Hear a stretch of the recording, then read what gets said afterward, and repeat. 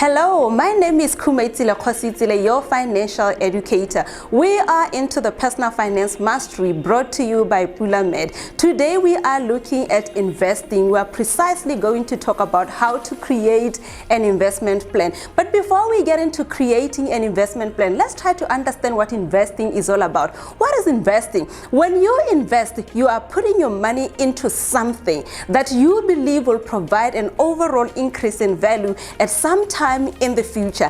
Underline that there is something. That something is what we call an investment asset or an investment vehicle. So when you invest, you are looking at two things that you are trying to achieve. One is value creation. Second is income creation. Now that you know what investing is, let's get into how to create an investment plan. We say that investing is very personal. Therefore, before you can even begin investing, you need to sit down and do some foundational work. And there are three very important considerations that you have to look at for you to create a winning investment plan. The first one is investment objective. Here you have to ask yourself, what am I trying to achieve? Why do I want to invest? What am I going to use the money that I'm investing and the associated returns for? This is a very important question that you have to answer.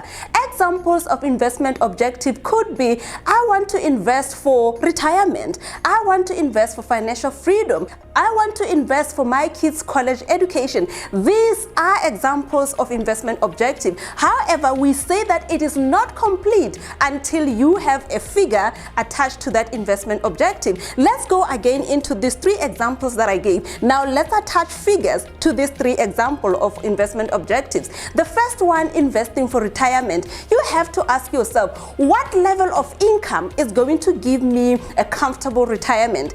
Example could be 10,000 would be adequate to cover my basic living expenses when I am retiree. Or when you're looking at financial freedom, you could be saying 30,000 will be able to cover my basic living expenses or even my current lifestyle for me to achieve financial freedom. And when it comes to your kids' college education, you could be saying, how much am I going to need to pay for my child's education? 200,000 maybe is a figure that you have to create. You see, you have an investment objective that is very clear, and you have a figure that is attached to that investment objective. That is the first step that you have to take. You move to the second step. The second step is your time horizon. You need to ask yourself, how long do I have to invest for me to achieve my investment objective? Let's look again at the three examples that I gave, and let's put some timelines to them. Example, investing for your kids' college education. You have to look at how old is my child right now. Example, maybe your child is 10 years old and they are going to start college when they're 18. Therefore, it means that you have got 8 years for you to invest to create this 200,000 value that you need for education. The second one, we spoke about investing for retirement, needing 10,000 monthly income for retirement. You have to ask yourself, when do I want to retire? Okay, maybe I want to retire when I'm 50. And you say, how old am I right now? I'm 35. Therefore, 35 minus 50, you have 15 years for you to invest to create this 10,000 monthly income that you need. Going to the financial freedom objective of 30,000, you have to ask yourself, when do I want to be financially free? Example could be, I want to be financially free in 5 years. Therefore, you've got 5 years for you to create this 30,000 monthly income that you need for you to be financially free. We've looked at the second consideration, which is time horizon. We move to the third consideration, and our third consideration is your risk appetite, your level of risk tolerance. You have to ask yourself, what is my psychology of risk? How do I feel about losing money? How do I feel about what do I understand about risk? You need to ask yourself this, because normally the stage that you are at in terms of building wealth is also going to influence your risk appetite. If you are still young, you still have time for you to invest, to make mistakes, to lose money and make it back again. But if you are older, you are concerned about preserving what you have accumulated. Therefore, your risk appetite is going to be low. These are the three main considerations that you have to look at for you to create a winning investment plan. After looking at these three investment considerations, you now need to think about the investment vehicles or the investment asset classes, and you have to understand their characteristics because they do behave differently. You need to know how they behave for you to choose an asset that is going to help you to achieve your objective. There are four main characteristics that you have to be aware of. The first characteristic is capital.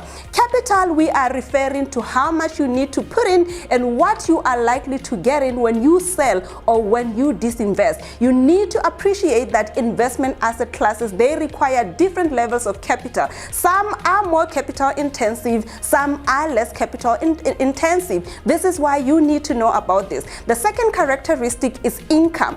Income, we are referring to the cash flow that is generated by this asset that you are investing in. What type of income are you looking for? Because different asset classes are going to give you different types of income. You can get interest income, you can get dividends income, you can get rental income, you can get royalties, which is income coming from your intellectual property, you can get your net profit, which is income coming from your business asset. So you need to know what type of income you are looking for. Once you know the type of income you are looking for, we move to the third characteristic, which is risk versus reward. Risk versus reward is closely tied to the volatility of the asset. By volatility, we are referring to the extent and the frequency of movement in the value and also in the income produced by your asset.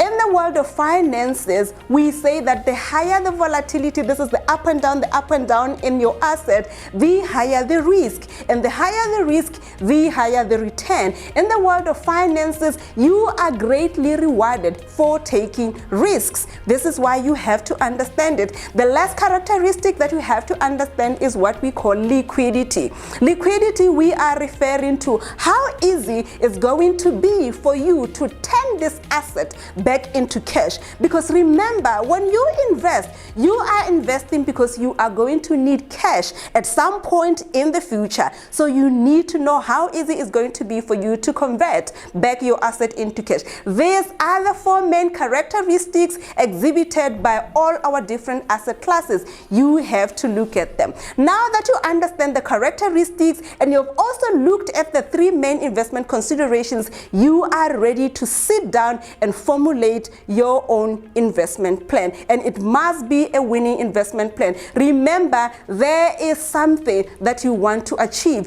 You are not investing for the sake of putting money. You are investing because there's a need in the future that you want to address. This is all about creating an investment plan. I hope that you'll be able to sit down and create your own investment plan. Thank you.